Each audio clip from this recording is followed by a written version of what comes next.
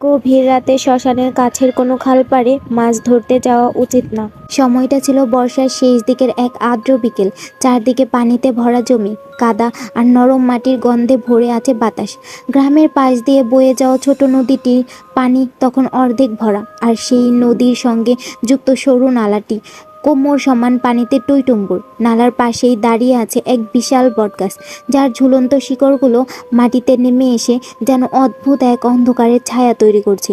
দিনের বেলাতেও গাছটির নিচে আলো ঠিকমতো পৌঁছায় না, সব সময় একটা চাপা অন্ধকার ঘিরে থাকে জায়গাটিকে। এই বটগাছের পাশে একটি পুরনো শ্মশান। বহু বছর ধরে এখানে মৃতদেহ দাহ করা হয়। গাছের চারপাশে ছড়িয়ে ছিটিয়ে আছে পুরনো পোড়া কাঠ, কয়লা আর কিছু ভাঙা মূর্তি। স্থানীয় লোকদের মধ্যে প্রচলিত আছে এখানে একবার কেউ এই গাছের ডাল কাটতে গিয়েছিল, আর তখন নাকি সেই কাটা অংশ থেকে রক্ত বের হয়েছিল। পরে সেই লোকটি অদ্ভুতভাবে মারা যায়। সেই ঘটনার পর থেকে কেউ আর গাছটির কোনো ক্ষতি করার সাহস পায় না।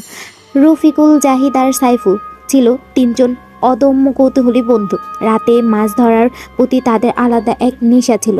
টানা কয়েকদিন বৃষ্টির কারণে আশেপাশের জমিতে হাঁটু সমান পানি জমে গিয়েছিল, আর গ্রামের মানুষজন রাতেই মাছ ধরতে বের হচ্ছিল। একদিন গ্রামের আড্ডায় তারা শুনল শ্মশানের পাশে নালায় প্রচুর মাছ জমেছে, কিন্তু ভয়ের কারণে কেউ সেখানে যেতে চায় না। এই কথাটা শোনার পর তিনজনের ভেতর যেন এক অদ্ভুত উত্তেজনা কাজ করতে শুরু করলো। ভয়ে তাদের কাছে চ্যালেঞ্জের মতো লাগলো। তারা ঠিক করলো আজ রাতেই যাবে সেই জায়গায়। রাতের খাবার শেষ করে তারা তিনজন চুপচাপ বাড়ি থেকে বের হলো। হাতের মুঠো জাল, সঙ্গে ব্যাটারির লাইট। আকাশে তখন চাঁদ নেই, চারদিক অন্ধকারে ঢেকে আছে। দূরে কোথাও কোথাও কেরোসিনের আলো ঝিলমিল করছে, কিন্তু শ্মশানের দিকে যত এগোচ্ছে ততই চারদিক নিস্তব্ধ হয়ে উঠছে।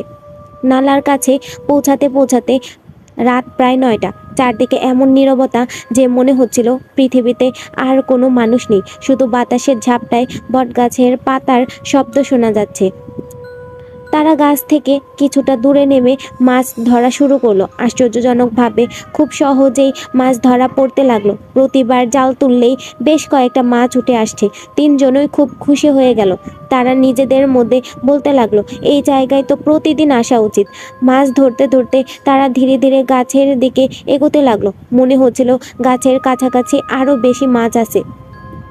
কিছুক্ষণ পর তারা একটা বাঁশ দেখতে পেল, যেটা নালার মাঝখানে গেঁথে রাখা। বাঁশের মাথায় একটা লাল কাপড় বাঁধা, বাতাসে উড়ছে। পাশে ছড়িয়ে আছে পোড়া কাঠ আর কয়লা। রফিকুলের মনে পড়ল কয়েকদিন আগে সে এখানে একটা লাশ পোড়াতে দেখেছিল। তখন একটা বাঁশ দিয়ে চিতার আগুন ঠিক করা হচ্ছিল। হয়তো